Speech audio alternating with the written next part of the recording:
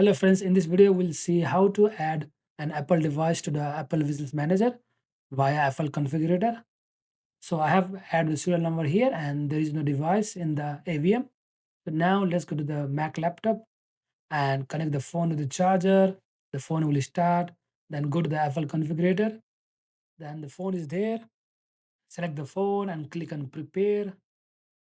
Then just click on next with the option that I have selected. So it's a manual configuration. Choose the server. Then you can choose the organization. After that, select the profile and then click on prepare. Then give some time until it fully set up the mobile. And once it's done, it's going to restart the phone.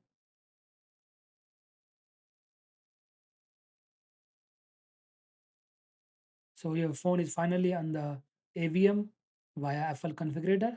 So let's go to the AVM and see the iPhone is there or not. And finally, iPhone is there listed on the AVM.